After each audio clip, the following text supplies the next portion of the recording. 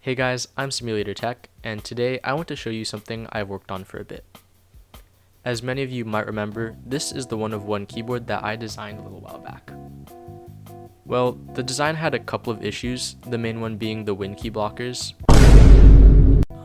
They were not spaced correctly, and so the keyboard functioned, but it looked really bad. The other main issue was the plate cutouts being too tight since I used the outdated SWIL-KB plate generator. This video is a bit of a follow-up to show you guys what I've done to fix these issues and how you can actually design a keyboard yourself. And this video is sponsored by PCBWay. Whether you're a seasoned professional or a beginner, PCBWay has you covered with their high-quality PCB fabrication and assembly, as well as CNC machining, 3D printing, sheet metal fabrication, and more.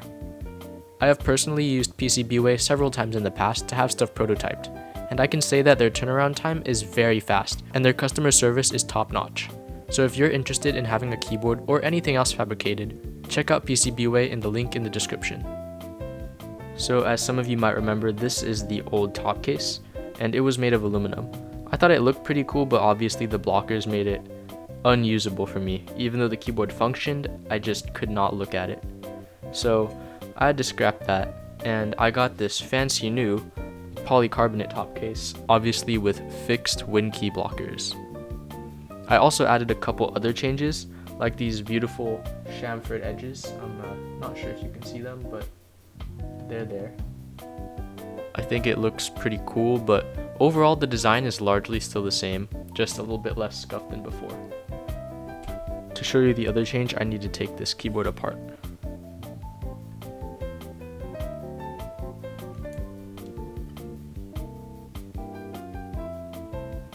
So as you can see, we no longer have that super messed up polycarb plate, and now we have this fancy new one from the guys over at Green Door Geeks. I used the newer AIO3 plate generator, and I sent that file over to Green Door Geeks, and this new one is made of palm. So the stabilizers actually fit without me having to mutilate the plate. So I think that's a pretty cool perk. My overall experience with Green Door Geeks has been pretty good. They have some pretty interesting plate materials, so if you're interested, I will have them linked in the description for you to check out. But yeah, those were the main things I changed, and I do have a 5052 aluminum plate on the way, so I'm pretty excited to try that out. If you are interested, here is a sound test, and after that, I'm going to show you guys something I've been working on recently that I hope will be really helpful for some of you. So this keyboard is currently built with a CL60 hot swap PCB, the Green Door Geeks palm plate, some Lube Texi blue balloon switches, some tuned TX stabs, and ePBT Miami Nights keycaps. The bottom case is still the same as before, made of aluminum, and it has a beautiful brass weight on the back with the hamster engraving. Alright, let's hear how it sounds.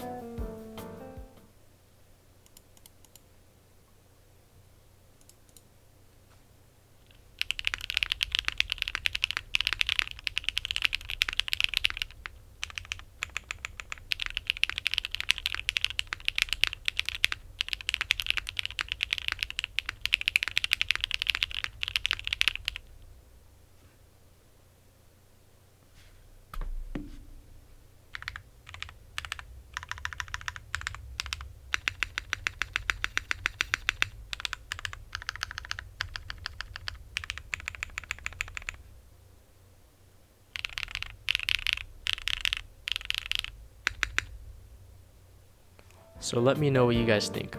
Personally, I think it sounds pretty lit with those poppy alphas and that chunky spacebar. In the future, I do want to build it with some MX Browns on aluminum, which will hopefully make Shoobs proud. Alright, so the real reason I made this video is because when I started getting into keyboard design, I realized that there was a lot of information out there, but some stuff was kinda hard to find. Also, in my videos documenting this keyboard, there were a lot of people asking for more detailed guide, and the files, which I'm gonna be honest, I was and am still not ready to share, because as you know, that first version was scuffed as hell. I will say I am absolutely not a master designer, or really even like a great one at that, but I really hope this can help some people out, especially complete newbies, since that's who this doc is really for. I'll have it linked in the description, and honestly right now it's not really done, so there's definitely more stuff that will be added after the release of this video, but there's still some good stuff in there right now. If you actually know how to design keyboards, then please send me an email with any criticism, suggestions, or ideas of what to add, and I'll be sure to make changes and include credits. As for whether or not I'm releasing the files for my hamster keyboard, I don't think I will because I don't want to go and revise the bottom case because I'm too lazy. Anyway, that's all I have for you guys today. Thank you for watching, and I hope my guide can help a few of you. See you guys later. Bye!